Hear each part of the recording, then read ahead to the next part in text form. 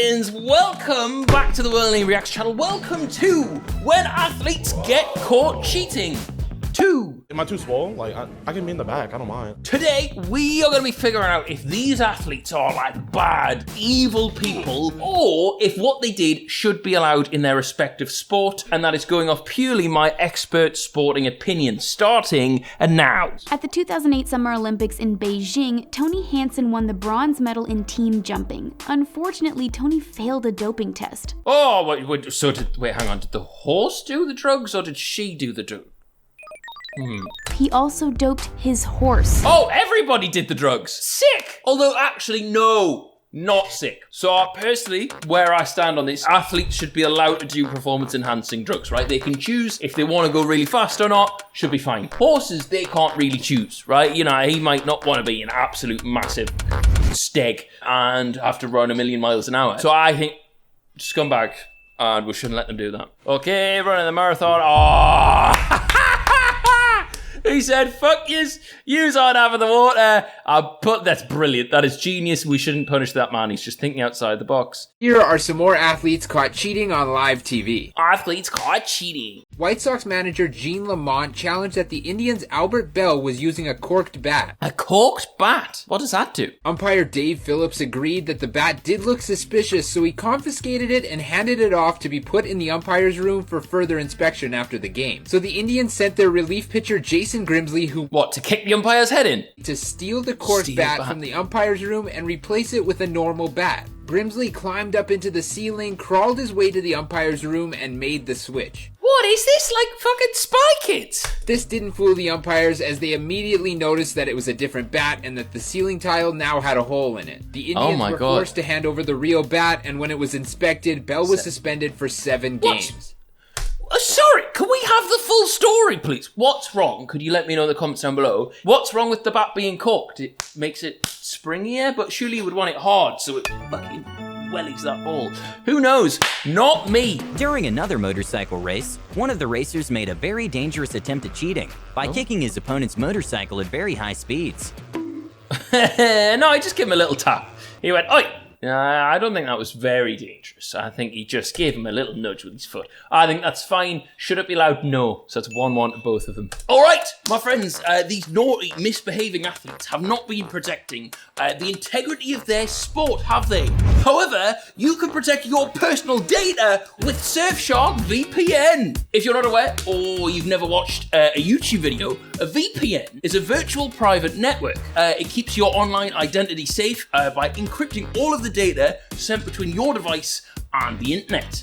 And this keeps your personal data protected from big companies or cyber criminals. Now with Surfshark, you can catch rule breakers like these guys using Surfshark alert systems and get real-time alerts if someone's trying to pinch your private info. If you're using a public Wi-Fi, which is something that kind of typically puts you at risk of all of this, Surfshark VPN encrypts your online data so people can't easily access it. With Surfshark, you can easily view geo-restricted content, say if it's not available in your area, you can just switch to an area that it is available in. So, my friends, if you use the link in the description below and use code WILLANE, you get up to 83% off and 3 extra months for free. The best thing is, Surfshark offers a 30-day money-back guarantee, so there's no risk to trying it out. Back to the video. At the 1988 Summer Olympics in Seoul, Canadian Ben Johnson established himself as the fastest man in the world when he won gold in the 100-meter dash, setting a new world record at 9.79 seconds. How do you cheat at running? It was found that Johnson's urine sample contained stanozolol, a performance-enhancing steroid that is banned by the International Athletics Anti-Doping Commission. I think it's fine. I've said this for years. We should just see how fast we as a species can go. What's the point if we don't really test ourselves to our limits? So what if people's willies shrivel up and they lose their hair as we try it? He quickly became one of the most polarizing athletes in Olympic history. His gold medal was taken away along with his world record, and he was suspended from competition for 2 years, which was then extended into a lifetime ban after testing positive again. I don't know who he is, I love him. He went, you caught us, fuck it, I'll do it again. Oh, what else have I got to lose? Alright, so, we've been wellied, we've been injured, we've been... Is that naughty cheating? Yeah, just pretend to be asleep. They'll never see you. You're gonna have to wake up sometime, fella, or you're just gonna have to stop breathing. We couldn't make this legal. You're never gonna get away with it, but I'm a fan of you. Rosie Ruiz shocked the world and probably even herself when she won the women's division of the 1980 Boston Marathon. Rosie had a time of 2 hours, 31 minutes, and 56 seconds. 2 hours? Did she get on a bus, or do you think she used a bike?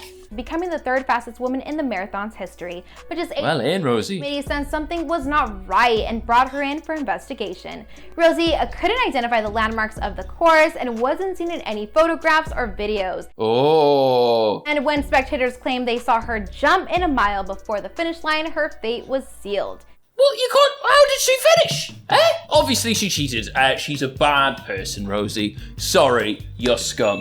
But what? You're just not going to tell us how she got there? Pathetic. In 1989, Chile faced Brazil in a crucial World Cup qualifier. They were 1-0 down and under the cosh. Things weren't going well for their keeper, Roberto Rojas. What did Roberto do? A firework was thrown onto the pitch and the goalkeeper went down clutching his head. It looked like he'd been hit. With blood streaming out of his face, the match was abandoned. It looked like Chile would be handed the win, but then video footage emerged. It never hit him. Rojas hadn't been hit by the firework at all. It was fake. He actually cut his own face with a razor blade hidden in his glove. Oh. And Rojas was hit with a lifetime ban for choosing the Oh wrong my time God. to shave. I don't know. I think that's fucking genius. Like, if he'd pulled that off and you'd got the game postponed, I really like that. I think he's cool. He's not scum. He said it was the hand of God. I said Ah, Bobby. it was the hand of a rascal. No, it's not cheating. It is cheating. He knew he'd cheated, and the hand of God was the biggest load of nonsense. It's cheating. It's cheating. It's cheating and he's scum, but I do like the way he lived afterwards. One boxer cheated so bad that he ended up going to prison. Luis Resso lost more than his career after his 83 fight against the undefeated Billy Collins Jr. After a grueling 10 rounds, Collins' father noticed that Resso's gloves were thinner than normal, and the refs agreed. This wasn't some small issue either. Decades later, Resso actually admitted his hands were also wrapped in plaster of Paris, basically making his punches land like rocks. Oh, shit. His eyes suffered permanent damage, forcing him into retirement and then depression. For all that, Resto wasn't just suspended. He got charged for assault and jailed for over 2 years. Yeah, I think that's fair. I think he's a bad person. Like, let's be honest, yeah. You're physically hurting someone else. Cricket?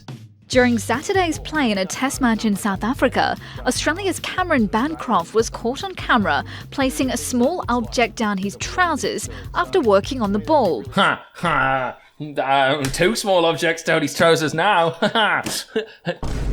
But later admitted he'd used tape to rub dirt on the ball, part of a plan backed by Captain Steve Smith. What's wrong with rubbing dirt on the ball? Like, you're bouncing it off the dirt anyway, no? Roughing up one side of a cricket ball can result in it swinging unpredictably through the air when it's bowled towards a batsman. Fair enough, yeah, that should probably be banned. I don't think you're a bad person. It's just mud, right? Didn't hurt anybody. Now, for those that don't know, Bloodgate was 10 years ago, Harlequins quarter-final of this competition. Tom Williams was caught biting a blood capsule. Who cares? It's rugby. Anything should be allowed. It's a stupid sport. Thanks to Lance Armstrong, the sport of bike racing has a reputation for being filled with cheaters. Bicycling is so grueling, it's extremely difficult to succeed at it without routine rule breaking. But it's not all doping like Armstrong. Sometimes, like with Vincenzo Nibali, it's as simple a matter as grabbing hold of a vehicle and letting it move you. That's class! The Rockets had a 19-point lead early in the game, and Millsap's telling them to look at the ball. So someone had sticky stuff on their hands and they were playing basketball. Who's been sticking on this ball? Who been putting their big old sticky hands on my ball?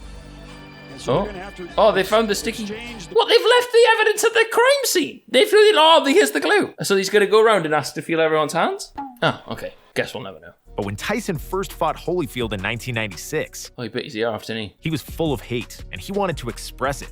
But he couldn't do it with his hands like he usually did with all of his opponents. So, Tyson took a bite out of Evander's ear. That's really bad. You cannot just bite people's ears off. That's shocking, that, Tyson. All right, had enough of that. See you very soon.